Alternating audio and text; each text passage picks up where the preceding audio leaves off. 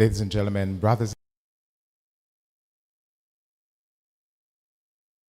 is another edition of Journey of Faith, where we look and we listen to the lives and the stories of others as to where the Lord has brought them from.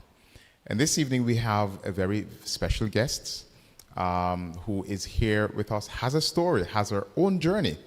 And so we look forward. So at this time, what I want you to do, it is to take the opportunity, call your friends, call your neighbors, those who have been a part of this program, Journey of Faith, and has been viewing with us each Sabbath evening, let them know that we are on.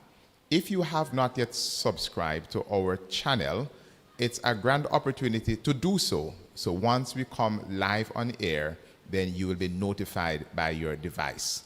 So this evening, we are here with our guests again. But before I tell you who our guest is, we are going to be having a very special feature. And after the break, then we get right into the story. From North Jamaica, Constance, we declare, hope is living, Christ is near. Happy Sabbath. Hi there. Happy Sabbath. You know, the Lord said to Moses, just after the children of Israel came out of Egypt, out of the house of bondage, which means tiredness, you know, the Lord said to them, remember the Sabbath day to keep it holy. And I'm saying to you today, don't forget to remember the Sabbath that God has given to us. Rest today in peace and in harmony, you and your family, in the blessing of Jesus Christ. Happy Sabbath, North Jamaica. Happy Sabbath, children of God.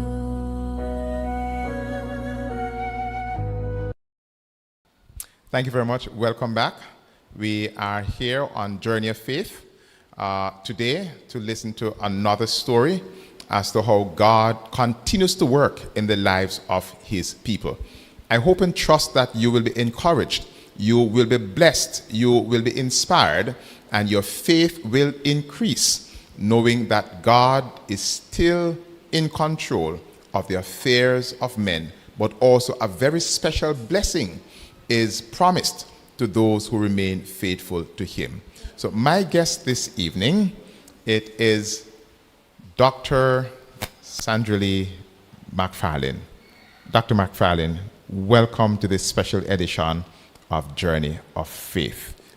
Thank you. Thank you for having me. It is our pleasure. Tell us a little about who is Dr. Sandra Lee McFarlane, where you're from, the early beginnings of your life. Okay. All right. So, well, good evening, everyone. So I am from Trelawney, so I'm a native of Trelawney. Born and grown here, attended school here. As you said, well, Sandra Lee McFarlane, a lot of persons who are familiar with me know me as Lisa K. That's we call it pet name. Yes. But it's a whole name. Yet I don't know if it's a thing for this section of the island, but we have our real names and our pet names, so yes. It's a part of our culture as Jamaicans. Culture. Yes. But I realize it's not everywhere, because some persons, when they find out my actual name, they're like, what? Or when I tell them I have a pet name, they're like, that's a whole name. How you have a whole different name as a pet name? Because normally pet names are maybe like a variation of your real name. Right. Right, but it's a whole different name. But yes, so it's me. I'm from the community. I grew up in the community of Zion, Martha Bray in Trelawney. I'm one of two children to my parents. And where do you fall, first or second? I'm first. You're first. Firstborn. Yes. Right. And yes, I've been in Trelawney most of my life until now. All right. Mostly in St. Anne. But yes, that's basically where I'm from. Yes, and how I started. So born and bred in the parish of Trelawney here. Yes. The first of 2 children. Yes. Well, you have another sister or a brother? I have a younger brother. You have a younger brother. Yes, very dear to my heart. All right. I know no doubt he is watching. Yes, And yes. you may have shared that with him, but now you're sharing with the world how Yes. dearing he is Oh, yes. to you and special. After all, I had to wait 9 years before I got him. So you guys are 9 years apart. 9 years apart, yes. Well, you being just 2 of you, you'd be very happy to have Yes, a baby sibling, brother. right, Yes, yes, right. at home. Yes. So it's not a case that he sort of push you one side and all the attention is not No. given to him, but you are part of the process in giving Yes. attention. Yes, definitely. Okay. As a firstborn. All right, beautiful. yes. Schooling. Tell us a little about schooling. There are quite a bit of schools here in Trelawney. Yes. Tell us about where you attended school. All right, so I started out at Falmouth Infant School. So that would have been, the first, I started at age 4. And then by age 6, we graduate. And that's when I started Falmouth Seventh-day Adventist Preparatory School. So my mother was a pre-trained teacher there at that time. And Yes. so it was just natural, I guess. I was looking forward to going there because I used to go there after schools while at the infant school, and I used to love it there. I had friends. I started to develop friends there. So yes, I was so excited to start school there at the preparatory stage. So I started from grade 1 to 6. That's where I was. At that time, it was much smaller than it is now. Much Yes. smaller. It was the old. I think it was the first church where the Yes. church was first. So they that's- transformed the church into a right, school, into a yes. school. So it was the original church building, and so it was basically just separating the building with chalkboards into the different classrooms for the most part. And there were small classes, so it was a tight-knit group. We knew everybody in the class. It probably was about maybe 10 of us most times in each class. Yes. So there was a lot of, personal attention, and I did well. I excelled. I mean, I used to do well from infant school, I believe, but even more so at the preparatory level. My principal at that time was Mrs. Chin. Yes. And, she's very strict on education and being disciplined and definitely encouraging potential. So she always encouraged us to strive for the best, and she knew my potential, so I couldn't produce anything less than the best. Beautiful. And it was kind of natural to want to. I think, I'm intrinsically motivated, so I naturally wanted to do well. So I naturally did well. I think I was first place every year at prep school. Wow. Yes. And it wasn't any great effort per se to that, but I really wanted to do well at whatever I was doing. Beautiful. Yes. You may not be able to remember, Yeah. but you made mention of probably age 4, you started infant. Yes. While what I'm about to ask, because you made mention of 4, is it that it was a deliberate attempt on your parents' part to send you to school at that age, or that was the time in comparison to today? Yeah. You're hearing about preschool, Yes, yeah. age At 2 that or time, 3, and Yes, you. Yeah. I think at that time that was the age that they allowed us to start school. That's what I was told. It was age 4. So yeah, now things have really changed. Even 2-year-olds are going to Right, school. right. But at that time it was really 4 years old that they allowed us to start. So for the most starting part. at age 4, no doubt you were ready to learn. Well, yes. Excited about going to school. Everybody going to school. Now it's time to go to school. Yes. you Yes, know. at that time.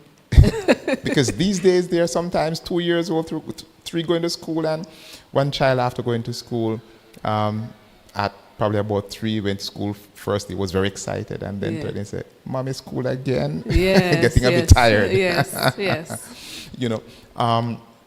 So your mother went there, and you did well academically. Yeah. I just want to take time up because you made mention of Mrs. Chin. Mrs. Chin is former principal for the Falmouth Seventh-day Adventist Preparatory School. Yes. Had done 40 years in the system, is now a retiree, and has done extremely well. Would you want Yes. to greet Mrs. Chin? Oh, definitely, definitely.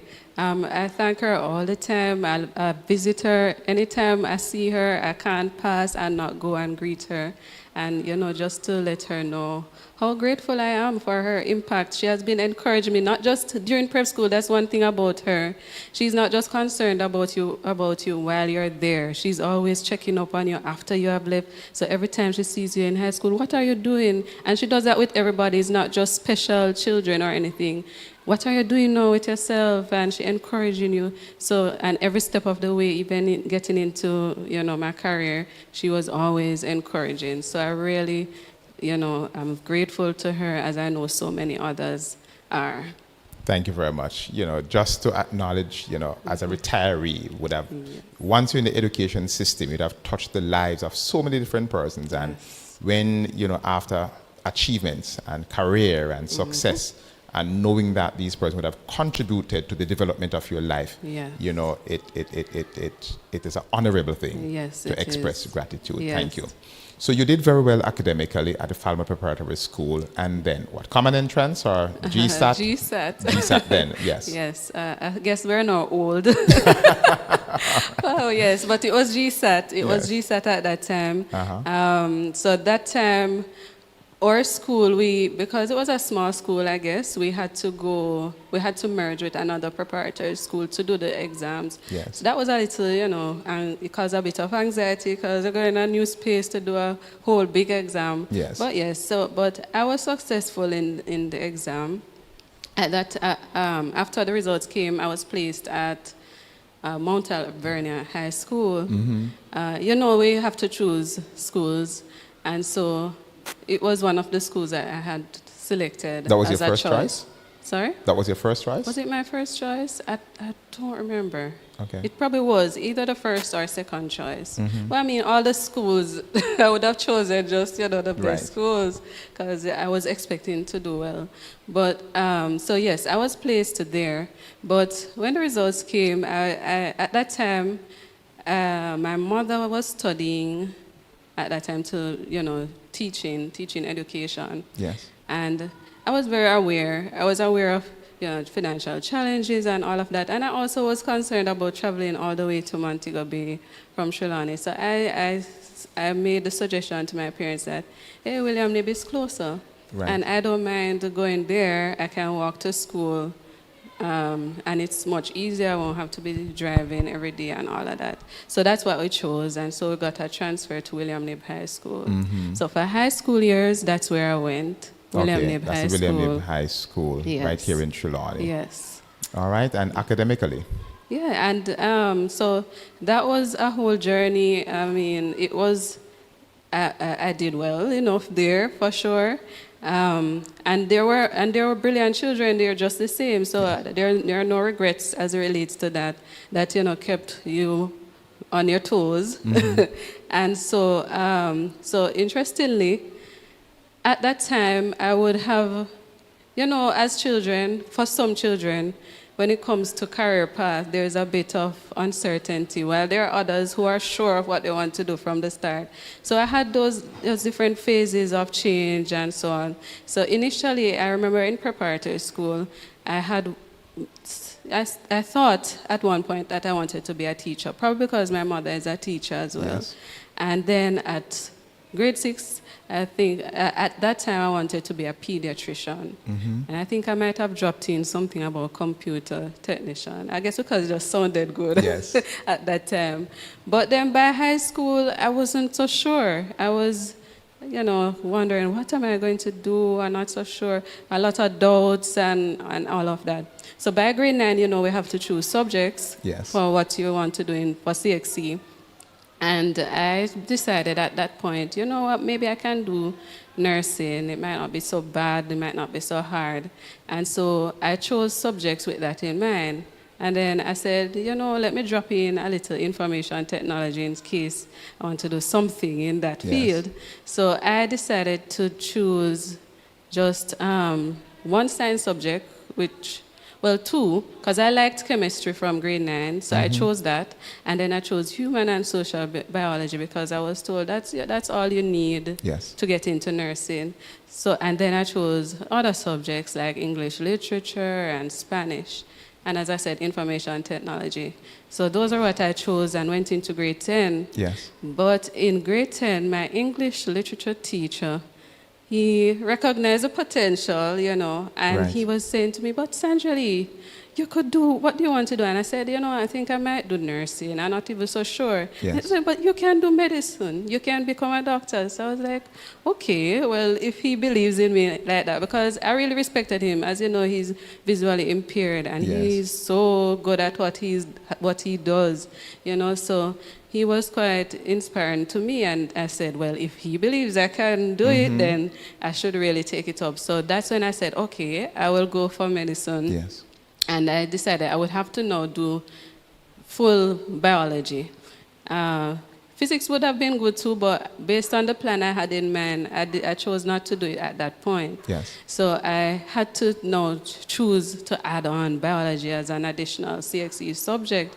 And that was a bit of a strain because, by that time I was now going into grade 11. 11, so the foundation And would have started probably right, from so grade 9. 10 would have been a lot of labs as we call them, Yes. would have been done from grade 10, and of course material that you need to study and to know. So I had to be catching up.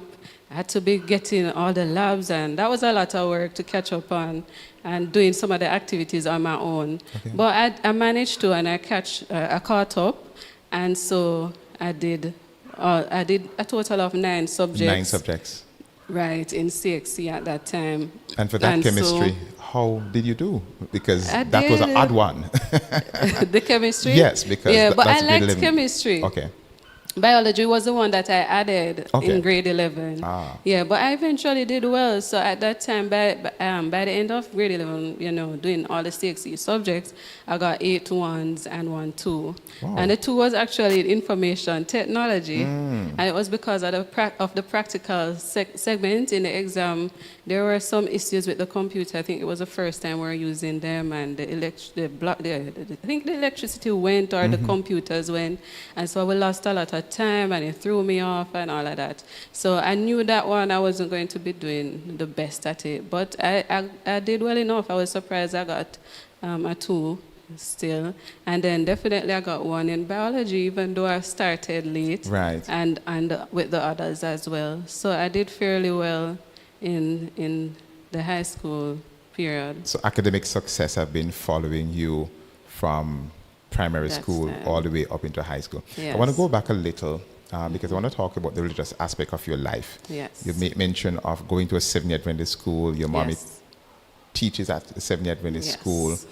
No doubt, should we understand that you were born in a Seventh-day Adventist home? Right, well, somewhat. So when I was born, my parents weren't actually members of the church, but during my toddler years, I think about 2 years old, that's when they got baptized, got married and baptized. Okay. Right, so, but my grandmother was an Adventist, my grandmother on my father's side. Right, so she would have been a major influence on them joining the church, because my mother, her parents were totally not, really affiliated with Seventh-day Adventists at all. Right. And so it would be because of my grandmother on my father's side, her influence. And so they joined the church, and then since then, so as far as I can recall, I grew Yes. up in the church, but Right. knowing the history, it was when I was about 2 that, Okay. I would have. Yes, so, and then, ever since then, I grew up At what age you got baptized? at age 7. 8, 7. Yes. What happened? Oh, So actually, I can remember, that's one thing I remember vividly, that at age 5, I had interest in getting baptized. Okay. I remember expressing it. But at the time, the leaders were suggesting, wait a bit, to Yes. get a bit more understand. But as far as I was concerned, I understood enough. But then by grade 7, there was a major crusade in Falmouth. yes. Right, and so that time I was saying I definitely want to be baptized. So I was baptized by Pastor Archer. So Pastor Archer is your pastor. Yeah, Okay, beautiful. At that time, right. All right, Yes, awesome. so I got baptized, and then since then, Okay. I've been. In terms of your activities growing up in church, how involved? Yeah, I've been always involved in church. My church, well, it is larger now. So my church is Bounty Hall SDA Church. All Yes. right. And so it was smaller. I think it was a smaller congregation at that time. There weren't as many children. So we were all going to be engaged and active. And then as someone who learns pretty quickly, I was always given tasks and things to do. Children's Day, would be very active, either speaking, some of the times I would be speaking, or, doing the Sabbath school for Children's Day, definitely active in AY programs and that kind of thing coming up. Anything at all, participating in divine service or any aspect of the service. So you were actively engaged. Yes, definitely. So you had your children's sermon preached. Do you have Yes. adult sermons preached these days? Not as much. So that's a But yes then. I have, yes, I have. Okay, I have beautiful. before. Beautiful. We are going to propel a little into after high school. Okay. But let's a little speak about the which can twin into from high school into university. But how much do you think the church has prepared you for the journey and where you are today? Oh, that has played a major role in my life. From an early age, I realized the importance of prayer and faith. And especially being at the Seventh-day Adventist Preparatory School, that was an important part of our development. There was always that emphasis on praying and knowing the Bible. Like most of the Bible verses that I remember now from memory are ones that I learned from prep school.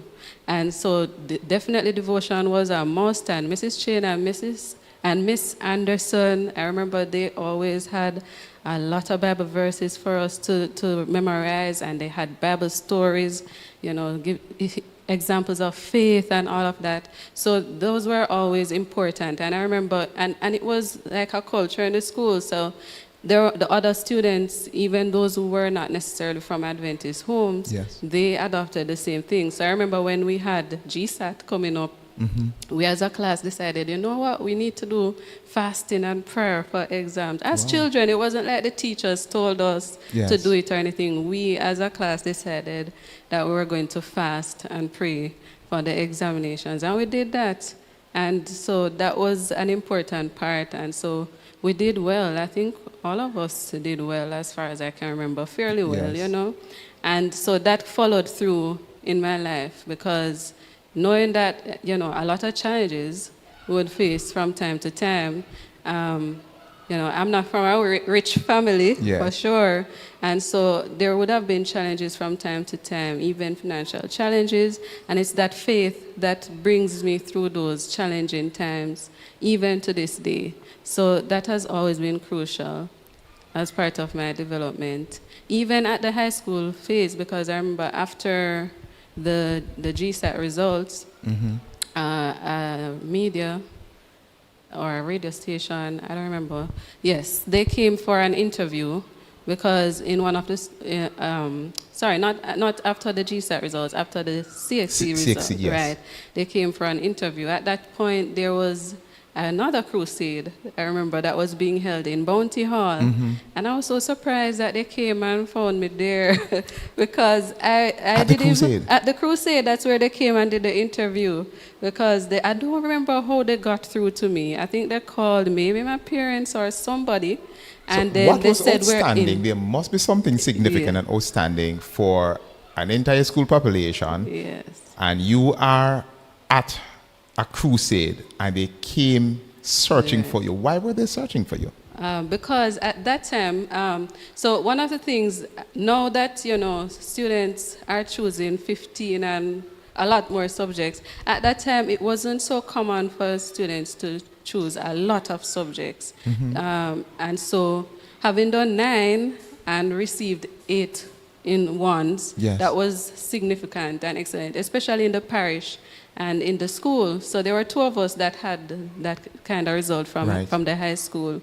And so they chose to interview both of us. And additionally, I had been one of the top performers in social studies for that year in the CSEC. In the school or the parish? In the country. In the country? Yes. Wow. So that was a part of the feature as well. And so they came by the crusade site in the evening, just before service would have started. Yes. And so they did the interview.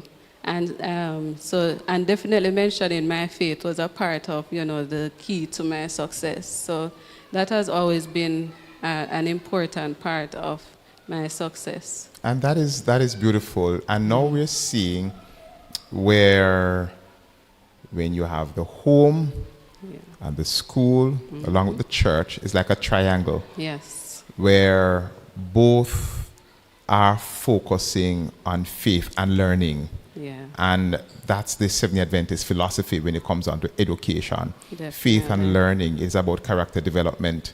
It's not just academics, but about moral development, a preparation not only for this life, Yes. but what happens when Jesus comes. After, It's a yes. preparation for the life to come. Yes, definitely. So happy to hear. Yes. And as you talk about the foundation of your success is depending upon God. Yes. You talk about prayer and fasting in Yes. grade 6 Yeah. and seeing how the media came searching for you. Yes. And that interview, pastoring you, I remember when I just came in the district many years ago, I remember going to the vestry and I saw one of the newspaper with an article where you were featured. Okay. And so I remember that well. Yes. And, they were writing about your academic success. And that is, so now we are learning the real Yes. story behind it. Yeah.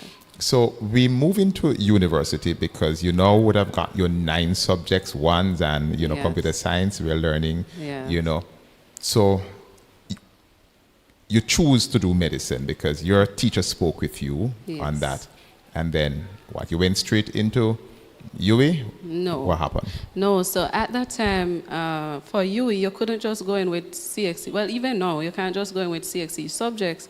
So the options were to either do 6th form with doing subjects, preparing you for medical school, so they call it pre-med, Yes. or I could do a first degree related to, the sciences, and then I could matriculate into the medical program. So I chose because I wanted, to be more marketable, I guess. And knowing NCU, always hearing about NCU, I said, I would want to go there. I can go directly from high school because NCU would accept you directly out of high school. So that's what I chose to do. So I went and did biological science. Yes. And so that was a 4-year program. And that was a period of, definitely exercising faith. That Tell us was one more. of the major periods that I really learned to put that faith into practice. Yeah, I guess it was preparing me for the bigger mountain of medical school ahead. So I went there. In fact, I didn't even prepare that much for NCU. I didn't even know exactly when was orientation, but there was another person, one of my friends at the same church, Yes. that was also going, and she shared with me the date of the orientation. So I would have applied, and so we went on the orientation day, and then we got all the other, things in place. The results, at that time, the CXC, when we just have to register, I think the CXC results would not have been out as yet. Right. So you were there kind of like, So pending. Pending. Yes. Right. And then eventually the results came, and so, I got in quite smoothly and got into my program. And that was like a whole, and then... And you went there to do what? To biological sciences. Biological science, right. yes. Well, in fact, firstly, I had chosen biochemistry, but based on what the University of the West Indies said were the prerequisites, it was recommended that I do biological sciences instead. So I switched over, because the first year subjects were about the same, the courses were about the same. Yes. So it was easy to do the transition. So yes, I did biological sciences. At that time, as most persons who have been to NCU share that whole financial story. So even though my mother was a conference worker, so there would have been some kind of subsidy with that. Yes. There was still a lot of, fees outstanding. There would still be a balance as well as dormitory fees and so on. And so that was a whole period. But my mother is a woman of faith as well, Yes. and she really wanted her children to do well, Right. to get those opportunities that she didn't get readily Right. as a child. So she really valued education and really wanted us to go for it. So she would make whatever sacrifices were necessary, Yes. as well as my father as well. And so she said, go ahead, don't worry, we'll come up with the rest of the funds. So definitely I would be praying hard. And the first year wasn't so bad, but as the years progressed, funds would run out and other means of income would run out, and loans and that kind of thing. So it was a lot of, anxiety, Right. thinking about, even though, they don't want you to worry, but I would be concerned. And so I decided there was a volunteer program that they had, a government program that they called JAMVAT. Before we get into that volunteer program, we are Yes. going to be taking a break. Okay. But you talk about faith Yes. and the challenges. Yes. When we come back from the break, we're going to be looking on those challenges and to see how God worked things out in your life. Yes. So for our viewers, we're going to be asking you to stay tuned. If you have to get some water, yes, go and get your water. But we will be right back after this special feature as we continue with the journey of faith. Thank you.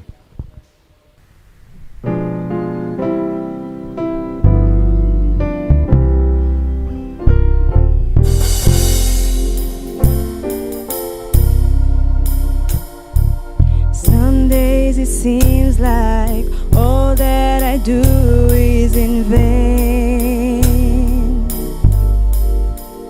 And in spite of my efforts, all I produce is more strain. My doubts and delusions, all of my fears will erase. His grace is sufficient for every trial I face. He gives me grace sufficient for every trial I face. In each situation, He promised to stand in my place. He takes me through every valley to stand on the mountain by grace. His grace is sufficient for every trial I face. Somehow I know He always come through on time. When the outlook seems toughest and fate is the hardest to find, just stand still and see how the Lord to your rescue will reign. His grace is sufficient for every trial I face. He gives me grace sufficient for every trial I face. In each situation, He promised to stand in my place. He take me through every valley to stand on the mountain by grace. His grace is sufficient for every trial I face. He gives me grace sufficient for every trial I face. In each situation, He promised to stand in my place. He takes me through every valley to stand on the mountain by grace.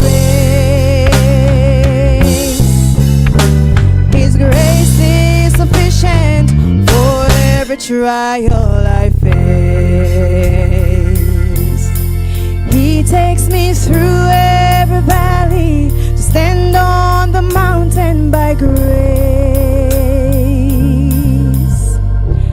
His grace is sufficient for every trial I face.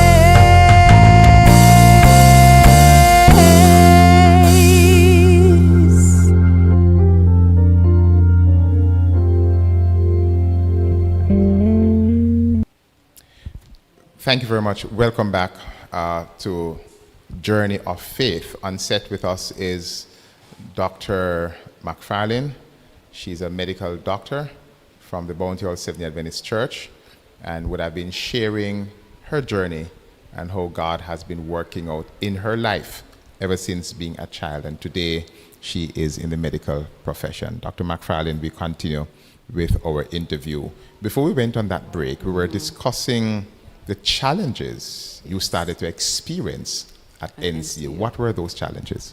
Yes. So as I was saying, there are financial challenges, there are academic challenges, but those were a bit more manageable, I'd say. Academic is minor because when we look on the path you have been walking on. And I mean, it was still a challenge, because it was kind of as they always say, it's a new thing, it's a shock.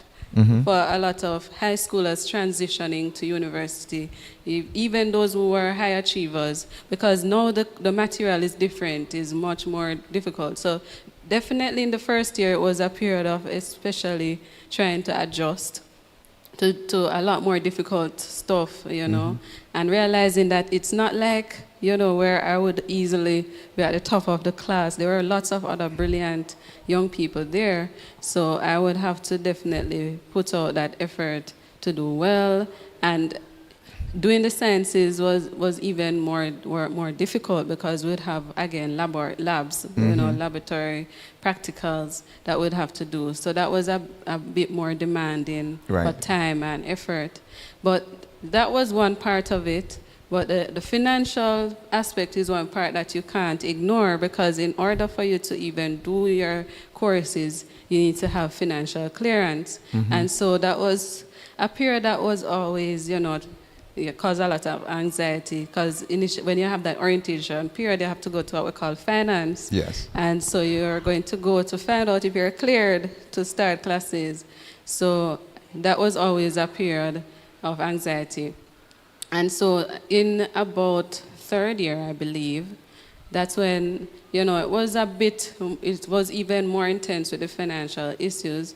And so I heard of a program called JAMVAT with the government, where you can do some volunteer hours and they pay a percentage of your tuition. I think it was 30%. Sorry. And so I decided to do that in the summer period. So I did that at Cornwall Regional Hospital. I decided, why not get some, exposure in the health field? So I went to Cornwall Regional to volunteer, and I was placed in the radiology department, to assist in whatever way. And so they were really, supportive and so on. And so I got my hours done, and I got the grant, to help, and that really helped significantly. So that was a great help. And definitely, again, that prayer, that focus on prayer, because, NCU focuses a lot on prayer. And there would always be persons sharing similar testimonies, even in chapel services, week of prayer, and all of those, meetings of how God has helped them. And that was always encouraging. So definitely praying a lot was an important part of my journey there. And so I would have done fairly well. Even sometimes I was surprised at how well. Because I tell people, and they might not believe, that I don't necessarily like school. I don't like school at all. I never liked school. But I did well because I know I needed to. So I remember one year, I think it was second year in NCU, I was told by one of my classmates that, congrats, you made it on summa cum laude. I'm like, said what? I didn't know that, because I didn't even know that I was there. And so I was on the, well, not just the dean's list, but the top honors. And then I remember one day somebody saw me after the service would have been kept, because they normally have an awards Yes. ceremony, and somebody said, "Oh, you are one of the persons who were on the summa cum laude. Oh, you need to tell me what you do. Do you go home and study? What is your routine?" I'm like, "No, I don't really have a study routine like that. You know, I do. I definitely pay attention, you know, to my schoolwork and all of that, but." Yeah, it's not so much like I go home and study and beat the books all the time. Because it's not something that I definitely want to do all the time or enjoy. Right. But God has just been good, and I pray and trust Him a lot, because before every exam, definitely I have to pray Right. and invite His presence. So I did fairly well at the end of NCU, and so I graduated with honors. Wonderful. At the end of that. Was there ever a time before graduation from NCU where you were so challenged, whether financially or academically, you have been praying, but you're wondering if your prayer was going beyond the roof? Have you ever had such experience? Yes, I would have had those experiences. Tell us about one of them. But I think I even had more of those experiences in medical school. Yes, that was really that testing period. So it was more challenging in medical school than you had at NCU. Yes. And because at NCU too, one of the things that's good about NCU is that they allow for work and study. Yes. So I didn't mention that in my final year, I also had to work and study. did some work, and so I was on the dormitory. So I applied to be a receptionist on the hall. So I was a receptionist on the hall as well, and so that helped as well my tuition. And so and this is a testimony I've heard others from NCU mention, that God is so good that at the end of the studies, the school owed me. Wow. Yes, wherein I would have been struggling before financially. At the end, I had an extra balance, and so I had to give them my account for them to transfer the additional that I would have worked. You may mention earlier on, you're not from a rich family. Oh no. But JAMVAT would have assisted in paying tuition. Your mother works with the organization, so there's a benefit that would have been granted, but there were still financial struggles. Yes. Yeah. Facing those financial struggles, did you ever, at any point in time, where exam is coming up, school fee is not yet fully covered, and you have to be dealing with academic administration about outstanding balances and how are you going to deal with that, and the institution needs its money and you're wondering where is this money going to be coming from? Yeah, I think that was more so in the beginning of the semesters. But one thing that was very good about NCU was that, again, my mother is very passionate about, my studies. And so she developed it was almost like a relationship with one of the finance officers. Yes. And so he knew her, she had called him before and, had spoken to him and all of that. I think it was the first year when I was having a bit of challenge in registering. And she had called and said, I made payments and whatever. And so after that, he kind of, knew her and had that kind of trust that she's going to fulfill. So I think there would have been a year when there was a balance, and he said, no, one thing with Mrs. McFarlane, she's going to get that paid. Right. And so he provided the clearance for me to do my exams. So that was one of the benefits. God put people in place to also help you in your times of distress. And so that was one way he came in, where there was that person that I could rely on in the finance office that could say, yes, it will be covered, so I could be cleared for my exam. So I usually didn't have that issue eventually with getting clearance for exams. So your mother was that person who was always ahead of things and on top of things to make sure that the transition was smooth. You didn't have those kind of challenges. Well, would you like to say something? I'm sure Mommy is watching. Oh. Just to share how appreciative you are Oh, for yes. the sacrifice that she has made. And then we get off into med school. Yes. Oh, definitely. She knows how much I adore her and how much I look up to her. Her story is a whole story of faith as well. And so she's a mom of faith. And I love you, Mommy, and I really appreciate all the sacrifices and many times you have put yourself behind and on hold just to allow me and my brother to go ahead and to excel. And you've been there every step of the way. So thank you wholeheartedly. At Daddy, because he And is... Daddy, for sure, yes, he's always there working very hard, very encouraging.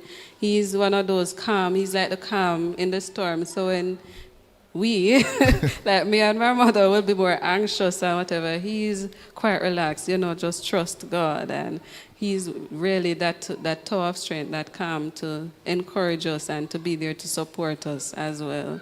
Beautiful. Yes. So we transition now into med school. Yes. This is the last phase of it, but we want to hear more about med school and how God really worked through. So you ended NC with high honor, you made mention of, and then you got into med school. Was there any challenges getting into med school? Now you would have a first degree. Oh, yes. So definitely. So I thought, having done my degree, it would be a nice, easy transition into medical school, and that is UE, University of the West Indies, because that's the major medical school in Jamaica. So Yes. I had applied, and we were expecting to receive calls.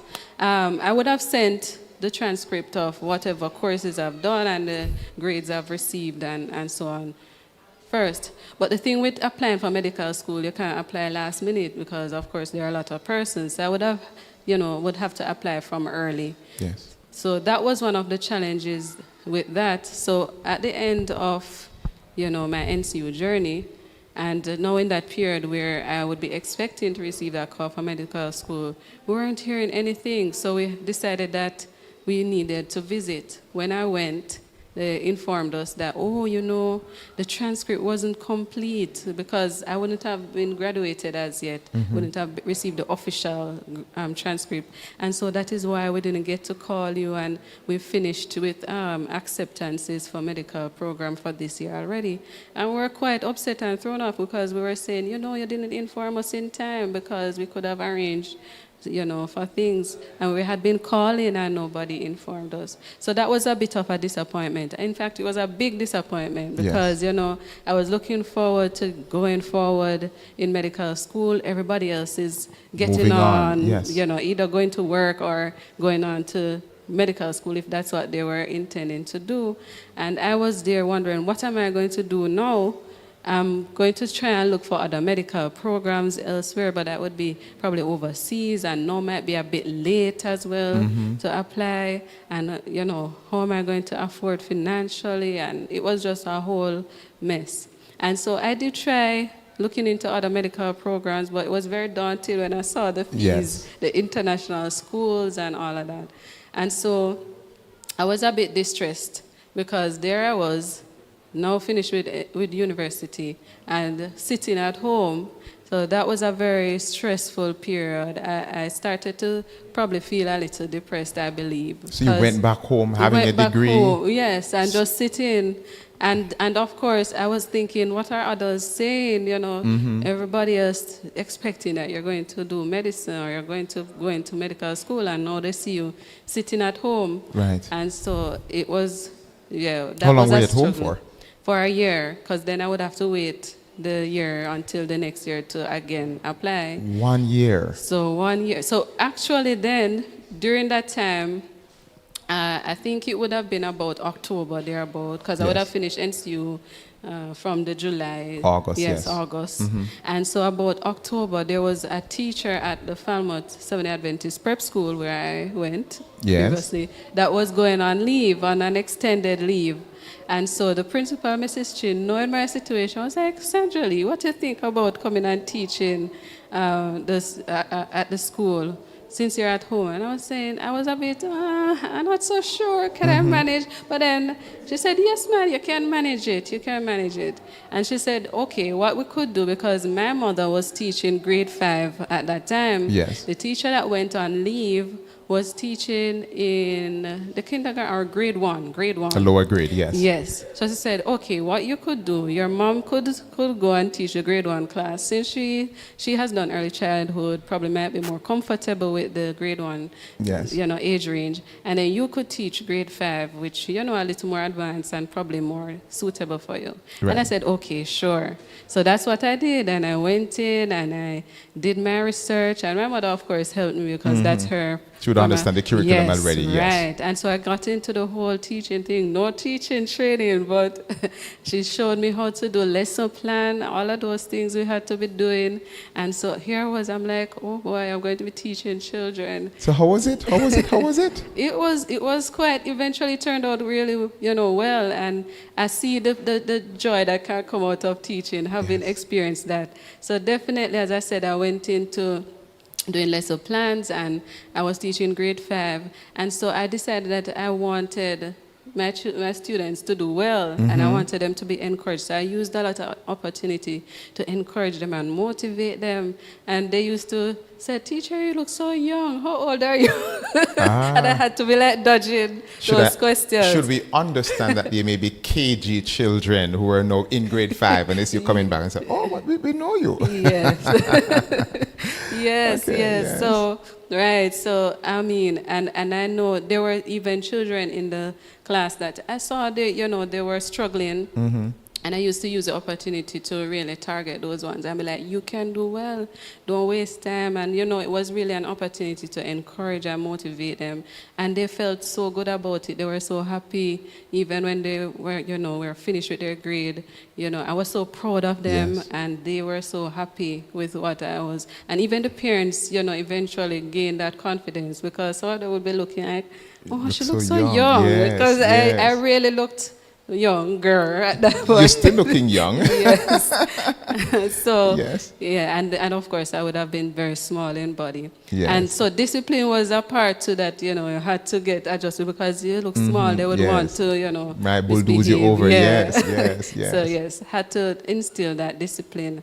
But it worked out well, and it was almost like a bittersweet moment at the end, because there was that bond that had been formed. And I was involved in the entire school, really, because at that time, I also volunteered to teach Spanish, based on the knowledge I had in Spanish. And they didn't really have a Spanish teacher at the time. So I was teaching grade 5 and also teaching Spanish to all the grades. Yes. Yes, so it was a bit of balance. So all the students knew, and they were excited about Spanish, would do, all that excitement about another language. I would do little songs and that kind of thing. So there was a bond that was there, even with the other teachers and so on. So it was a good experience eventually. So even though it was a year sitting out, not getting into med school, Yes. but you see where the Lord has been working things out for you. Yes. Do you think this 1 year was also a further equipping? Definitely. Tell us how you factor that in going into med school. So- You finally get into med school now. Yes, because of course I would have been questioning why, like, God, why you always allow me to seem like I'm getting set back? Look at this, I was set. I should have been in medical school. This is such a disappointment, and I threw up. But having done the year, I felt like it was a necessary break to kind of calibrate and to just rest a bit. And it wasn't a long break to get me lazy, Yes. but it was also a break that I needed to just rest and rejuvenate. And I realized that it was a good way of even getting another experience. Yes. And getting that encouragement and maybe that financial break as well, Yes. because medical school is a whole next story with the finances. And so eventually I said, you know what, this was a part of God's plan and God's will. And that is one of the things I've had to learn over time, that when you submit to God, you just have to trust his work in your Indeed. life, because if you submit to him, he will ensure that whatever he does is well done, and it's all for our good. So that was what I took away from that it was part of his plan, and so it prepared me for the next step ahead. Tell us about the next step. You're now in Next med step. school. Yes, so again, I would have had to apply, but they had assured me after the whole situation from the year before that, we will definitely, put you on the top of the list to get in for the next year. So eventually, I did get the acceptance letter, and so it was, a big deal. Even Mrs. Chin was so elated; she was jumping and screaming, "Yeah, congratulations!" Another student is now in med school. Yes, right. So she was like, "Yeah, we're going to miss you here, but we definitely want you to go on your medical journey." So yes, so I got the acceptance letter, and that was a moment of joy and elation, and everybody's saying congratulations. But then it comes down to the real thing. No, time is coming up, and so it's time to be getting ready to start. Yes. And orientation will be coming up in August, I believe. And so what I realized when I got the follow-up letter that we were going to start at Western Campus. I was at Western Campus. I don't even know. There was a medical school there. So then I found out that they had a program where some of the students started at the Western Campus, which is in Montego Bay in St. James, and then they transitioned in third year to the main campus. Right. So I was even wondering, is it like a lesser than program or what is that? I don't know. But anyways, I said, yes, I'm going to go and see. So orientation time came. And additionally, of course I would be thinking about finances. So I would have been looking at what's the tuition and all of that. And I saw some massive fees. And I'm like, what? Where on earth am I going to get those fees? It was like $3.something million per year. Per year, wow. Per year. I'm like, there's no way I'm going to get that money. Even if I'm to get a loan, most loan institutions would not be giving you that, and that's a lot of money to be borrowing. Right. And then I saw this thing about government subsidy, and I'm like, okay, I don't even know how to apply for that. Yes. I don't know if it's an application thing. I don't know how that comes about. So that's already through the window for me. So I don't know. Well, at least I'll apply for student loan that should cover a portion of the cost. And so I applied for student loan. And thankfully, I got a guarantor to go with my mom. I'm really grateful to Sister Howlett, who is like a second mother. Yes. So she was so willing to be my guarantor when I asked her. She goes to Falmouth Church now. And so, I went in, did the interview, got through for the student loan. But I still didn't know where the rest was coming from. So there was that big weight on my shoulders. It kind of took away some of the excitement because I'm like, I don't know if I'm even going to start this medical program. This looks like another hiccup. Because if I don't have the money, there's no way I'm going to be able to get in. Yes. So anyways, they sent the date for the orientation. And I went with a heavy heart, to be honest, because I was like, this almost makes no sense. I don't even feel like I belong here because I don't have the money to begin with. And I went, and everybody else, all the other students were, bright-eyed and bushy-tailed, as they say, excited and happy. I'm like, they look so well relaxed. They're rich. They're in the shade. They're well prepared. All their fees probably paid off. Yes. And I'm not sure if I'm even supposed to be here. So they were having all the introductions and all the festivities of the programs for orientation. And I was so zoned out because all I was thinking of was, how am I going to pay? Anyways, they had an intermission, and they said, okay, there are different booths, so you can go and do whatever. And one of them was a finance booth. Yes. And I said, well, that's the booth I need. I need to go because I need to know what is going on. What am I going to do?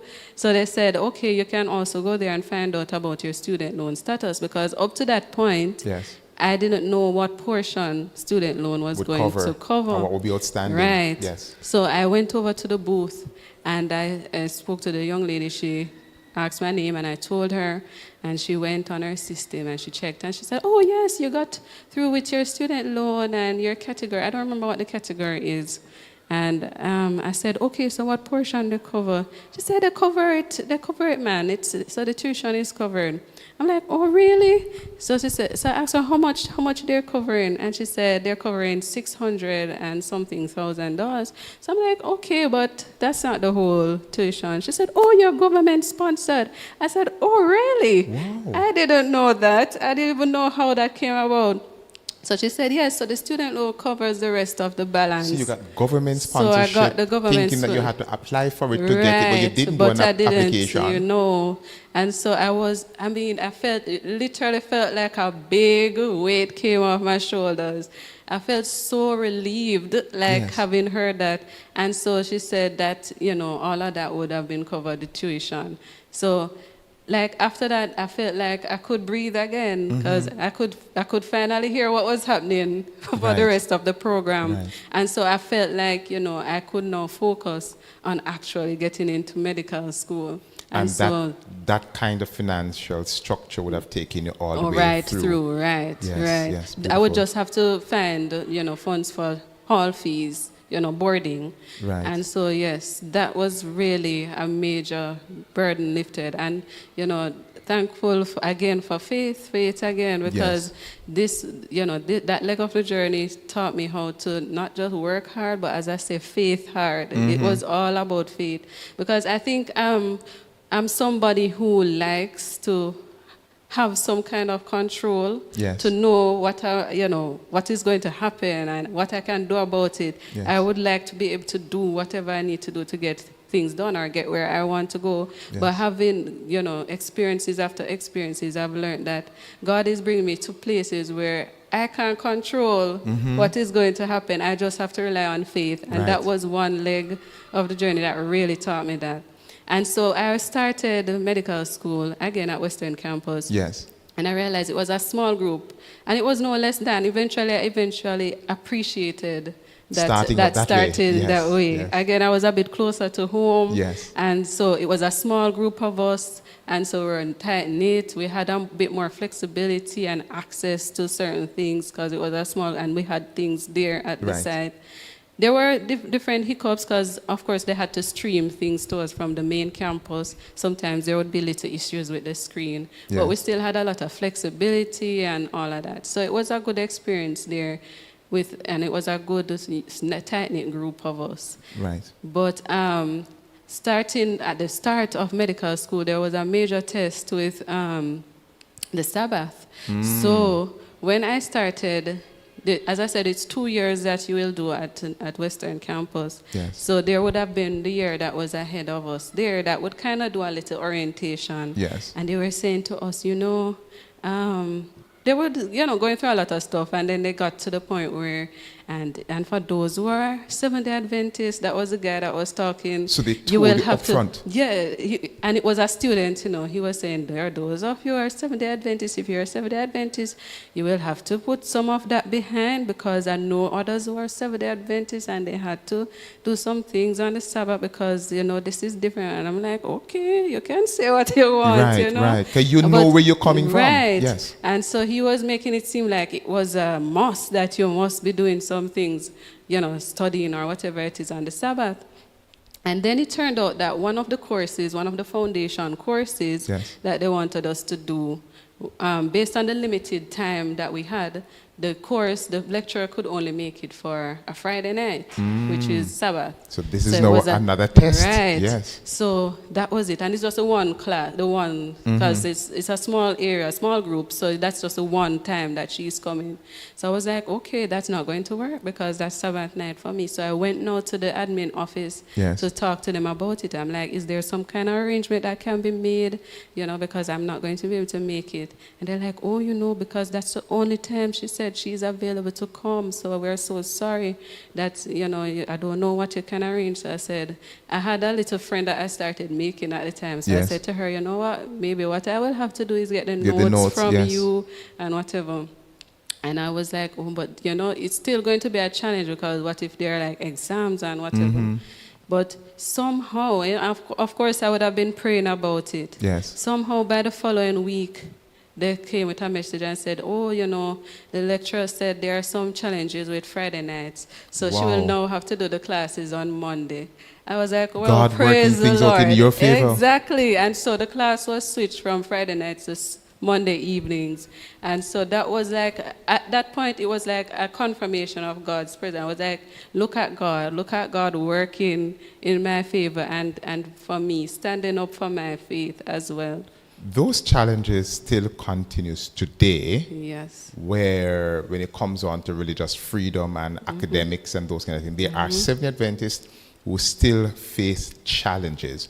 What would you say to Seventh-day Adventist young people who, at the pursuit of their academic life, yes, we want them to be, but are saying, God can understand and God will understand. What would you say? Because when some say, I am up to do classes, and others decide to take their stand like the three Hebrew boys. Makes it It's like, so how some can, and Yeah. so who do you think you are? But what would you want to say to those who are facing these challenges on these campuses that may not view your religious freedom and your obligation to God in wanting to have classes? Go ahead. Yes. I would say definitely standing up for God is always a win-win situation. As the Bible says, seek ye first the kingdom of God and his righteousness, and all these things, all the other things that we desire will be added unto us. And God is faithful to his promises. And so once we stand up for God, I think that's one of the best things we can do, because he's the one we're going to rely on in those times of need. And if you have been unfaithful, how can you be relying or wanting him to, stand up for you when you're facing those tough times? So I would say definitely standing up for God. You can't lose. And if one way doesn't work out, he has so many other ways how to make things work out for you, even better than you anticipate. So I always encourage you, definitely don't take your faith for granted. Put God first, and he will not disappoint. Dr. McFarlane, thank you very much. This sounds as if we have to have a part two, because we are just getting into mid school, looking at the challenges. This is just see how God is working things out. He is answering even before we call upon him. Yes. And he worked that out for you. Yes. And here you are today. Yes. As I said, we may have to have a part two because time has really run out on us. Okay. But for the benefit of the viewers, they may be wondering, is Dr. McFarlane your maiden name from birth, or Dr. McFarlane is by marriage? Well, that's my maiden name. Yes. Well, viewers, you're getting to understand what she's basically saying. Just an advertisement, free advertisement. I won't charge you for it. She's saying that she is single. All right. But Dr. McFarlane, thank you very much for taking the time out to share with us. I am anticipating a part two as we follow up on the journey of your life as to where the Lord has brought you from, and to see how you not compromising on the principles you have learned about God at home, your church and school, how important these aspects of a human life is in terms of faith and learning and putting your trust in God.